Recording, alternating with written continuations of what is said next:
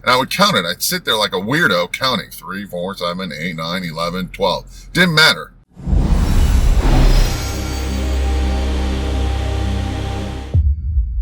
Hey guys, it's Dr. Sam Robbins. I am driving to the gym. And today's topic is going to be about the best rep range for gaining the most amount of muscle. Now, growing up, I still am. I'm always looking at people working out at the gym and seeing, as the saying goes, success leaves clues. So I want to see like the big guys, are they doing something different? Are they doing certain, workouts or sets or reps or maybe some exercises? At the beginning, I never thought about how they're doing the exercise, how they're contracting and feeling and all that stuff, which I'll get to in a different video. And of course, back then, if some guy was huge, I never took into account genetics, which is the ultimate reason, and steroids. But all things considered, at the end of the day, success does leave clues. And now, at one time I worked out at a gym and some guys were doing, powerlifting that were so much stronger than the other guys, and other guys were using way lighter weights and they were so much bigger than the other guys. And it just didn't make sense. I thought, hey, isn't like the more you lift, the bigger you are? And no, that's not necessarily true. And I remember just reading other people's workouts and I'd say, oh, like, what is this guy doing? What is that guy doing? I remember Arnold would always say like he would do, sets of 10 to 15 repetitions. I thought, no, maybe that's the way you do it.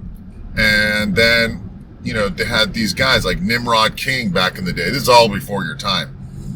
Or Serge Nubret. These guys would do sets of like, high volume. He would do sets of 12 to 20 reps. And I thought, well, maybe I got to do that. But guys would always say, got to go heavy or hard, got to do low reps, 6 to 8. That's what it takes to build muscle. And then the same guy would be like, oh no, up to 5 reps, 1 to 5, that's what you do to build strength. And I think, wait, so if I'm going to do sets of 1 to 5, that's for strength and not necessarily muscle building. But 6 to 8 repetitions is for muscle building. What? One extra repetition? If I go from 5 to 6, all of a sudden I'm going to gain a ton of muscle? Didn't make sense. But anyhow, you try it all, you make a ton of mistakes, and you realize that everything that people write is just a bunch of BS. So eventually you look into the research, but I realized, even Ronnie Coleman, one of arguably the best bodybuilder around, strongest and biggest, he used to also be a power lifter. Obviously, genetic freak, drugs, all that stuff doesn't count. But he said in multiple interviews, they said, hey, what's the secret, when you powerlifting and bodybuilding? Immediately he said, high reps for bodybuilding. And so that just goes to show you that he, of all people, who anything will work, realized that high repetitions was required, or higher repetitions was required for building muscle versus when he was a powerlifter or weightlifter. And he said 10 to 15 reps. I go to Gold's Gym, the mecca of bodybuilding, the one in Venice, the original Gold's Gym 101. And I would see Charles Glass, training all these, pro bodybuilders. It was always like 12 reps. I don't know why. Everything was 12 reps. And I would count it. I'd sit there like a weirdo counting 3, 4, 7, 8, 9, 11, 12. Didn't matter. It was always 12 reps. Again, I don't consider, why does everything always have to be 12 reps, right? But nevertheless, it wasn't 6 to 8.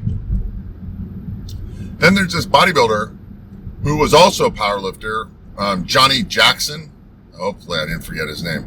Gifted bodybuilder, blah, blah, blah, steroids, all that stuff. When he would do powerlifting, he would use lower repetitions. And immediately he said, he would eat more food because it didn't matter because he wasn't trying to stay in shape anymore like a bodybuilder. And assumingly he took just the same amount of drugs or whatever. And obviously his genetics didn't change. The minute he went to low reps, he would lose size but gain strength. And he also had really crappy legs. all right, genetics still, but he also said in a different interview that he would probably, one of the biggest reasons he didn't have good legs was he never used high repetitions. Then you have people like Paul Dillett, genetic freak, right? And Flex Wheeler, all doing high repetitions, lighter weights, and all these things. Only a few people who use really low reps. And the ones, let's say, even Dorian Yates, as heavy as he was, he still, even if he said he did 8 to 10 repetitions per set, but even then he would go to failure and he would go beyond. So if you really think about it, it was more than 10 repetitions. Anyhow, you're thinking, oh, where am I going to, Dr. Stam? Just give me the freaking lowdown. Well, then there's different muscles. Different muscles do respond differently to different rep ranges. And your best body parts genetically respond well to lower reps, the pump. Your best body parts always pump up the best. Like my biceps, 6 to 8 reps, boom. By the time if I get to 10 or 12, they're like on fire, so pumped. Yet my triceps, weaker body part, I got to keep going. So after all is said and done, then you get these guys who are now talking about time under tension, TUT. What's time under tension? That's how long the set lasts, right? So, you know, and then right before this whole time and tension stuff came around, Charles Poliquin had his own set repetitions. It was like 301 or something like that. Basically, the 3 is how slowly you lower it, 3 seconds. You pause 1 second, you push up, that's another second, right? Maybe you had another 4th number in there, but basically that's it. Down, pause, up, pause, like that. Maybe 4 numbers, but it was a slower decline, so longer seconds. But it was always like 3-1 or something. The fastest it was like a 2-1. So 2 seconds down, 1 second up. So even then, each rep would be at least 3 seconds long, right? 2 down, 1 up. And typically sometimes you pause, this and that. So at least it was like 3 seconds to 5 seconds. So that's how time under tension came. So now studies show that time under tension, the best for muscle growth is 30 to 60 seconds or 40 to 70 seconds. Let's just say the minimum is 30 seconds. So if you think about it though, 30 seconds, that's nothing, but just pay attention. Most of the guys like 1, 2, 3, even Ronnie Coleman was like, super quick. I used to do that. I used to count it. I'd be like, all right, I'm going to get that, 30 seconds. I'm like, crap, dude, the way I'm doing, I'm going to need at least 12 to 15 reps. So if you think about it, even the time under tension that you got to be at least 30 seconds automatically requires you to do higher repetitions. If the best case scenario, if you're just doing these these quick ones, 1 second up and down like most people are doing, that's 2 seconds per rep. Okay? If you did 10 reps, that's still only 20 seconds. Right? So you're going to need at least 15 reps if you're going to go quick. If you did the Poliquin 3 down, and then, a 3 on the eccentric, 1 on the concentric, upper part, 3 on the lower part, that's 4 seconds a set. So now at 10 repetitions, you're getting the 40-second mark. So at least the minimum, again, falls under that 10, and the maximum would be at least 15 reps. So again, 10 to 15 reps. I know guys will say 6 to 8. Some guys also genetically prefer lower reps. They prefer higher weight. I'm not that guy. I have small joints, this and that.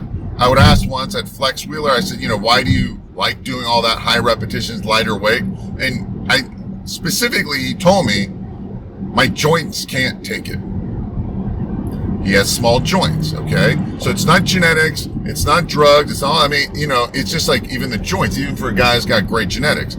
So even he would, do it. Now, Paul Dillett, huge genetic guy, big bones, he still did high repetition. So what does that mean? Even Arnold's workout was 8 to 15. He would do 12 reps, 10 reps, 8 reps, and then the last set was 15 repetitions. But even if you watch him do it, even though he was like working out quick, it was still 10 to 15. So my suggestion is, again, 10 to 15 reps. It also keeps things longevity-wise for preventing you from tearing muscles and joint problems and all that. Ultimately, that's what you want, guys. Now, someone's like, 6 to 8 reps, man, that's what you got to do.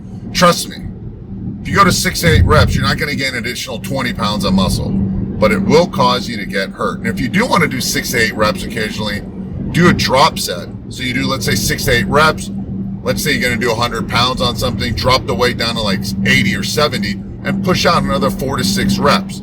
So that 6 to 8 turns into, like, again, 12 to 15 repetitions. So you got that heavy weight, you got the low reps, and by doing the drop set, you got higher repetitions as well. The other thing, some body parts require different rep ranges. I wholeheartedly believe that certain body parts like quads, much higher repetitions. I say minimum 12 to 15, minimum. I do 20 or more at times. Again, how you do it, but 15 to 20. When I made my legs blow up the best, despite the crappy genetics and years of me doing low reps, it was only when I started doing sets of 20. So 15 to 20 for quads. I do believe shoulders, especially how fragile they are, require higher repetitions. You know, sometimes on the shoulders, you can do a superset or a triset. So you can get more volume, more time under tension, high repetitions. Forearms, I do believe it. I still wholeheartedly believe calves require higher repetitions. Abs, okay, especially how vulnerable. Even lower back, I do believe, higher repetitions, not necessarily 20.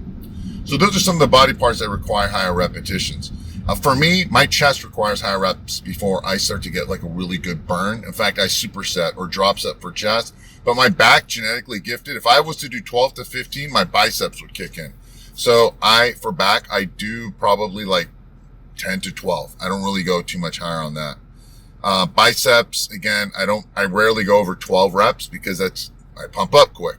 Also, I have leverage. So by the time I do it, and I do go slowly, for me, 12 reps easily lasts 30 seconds. Well, someone else who's shorter does it quicker, it's going to last less time. So time under tension is one of them. I believe a minimum of 30 seconds. And then to do it correctly, you can look at a time. If you want to do it at the beginning, what I did, even without any weight, I would just pretend I'm doing something. I'm like, all right, I'd hit the stopwatch and I'd go, boom and boom. And I'm looking, I'm like 10 reps. I'm like, that's pretty good. I'm like, what the hell? It's only 25 seconds. Shit. So you realize that you think you're going longer, 30 seconds, but it's not. So it ends up being like 15 or 20 seconds. So pay attention to that. So higher repetitions, definitely. Time under tension matters. Different body parts respond better to high reps. Okay. Your weaker body parts for sure respond better to high repetitions. I believe the better the pump, the better the growth. I believe, again, you can sit and argue, you don't have to get a pump to get a growth, this, that, and the other thing, blah, blah, blah, blah, blah. You don't have to get sore, whatever, man. Fine. Don't do it. Do sets of 5. Now, if you are going to do low reps, because that's your genetic preference, you like low reps, this and that, that's not a problem. You're going to have to end up doing more volume. So instead of doing, let's say, 5 sets of 10 to 15 reps, you might have to do like 7 sets of 6 to 8 reps. Okay. So volume ultimately matters total. So multiply sets by reps. That's another way to do it. Okay. You want to get at least, I should suggest 100 reps, 100 to 150 reps, a good workout. Those are good sets. Now in the future, again, I'll talk about how you do your sets, which matters more than anything else. But a lot of you who do the lower 6 to 8 reps, I guarantee you, you're not doing 6 to 8 perfect repetitions. Okay. Most of you are barely able to if you're doing 6 reps, most of you are barely doing 6 perfect reps. Okay. You're probably going like maybe 4 really good ones. The last 2 you're cheating. So keep that in mind. That's another reason to go higher repetitions. If you're going to do, let's say 12 reps, at least you can know for most of you, you're going to get like 7 to 8 or 9 potentially really good reps before you start cheating the other ones or not really feeling it. Your first rep should technically look almost the same and feel the same as your last rep. almost. Okay. So keep that in mind. I think that's it. Again, as always, I've got a lot more information below this video about all the different ways to build muscle. Subscribe. All right. Click the bell icon so you'll be notified. I keep getting asked, guys, hey, I didn't know about this. Do you have a video about that? I'm like, yeah, if you were subscribed, you hit the bell icon, you would have known all this months ago or years ago. So if you're new, subscribe, hit the bell icon. If you are subscribed, you hit the bell icon like me. I subscribe to certain channels. I'm like, how come I never get any notifications? Hit the bell icon. Then you'll get notified. And leave your comments and questions below. Let me know what you need clarification about, what you want more information about. And I will do my best to give you all that information as soon as I can. Anyway, have a great day. Enjoy the workouts. Be consistent and be patient and persistent. Bye.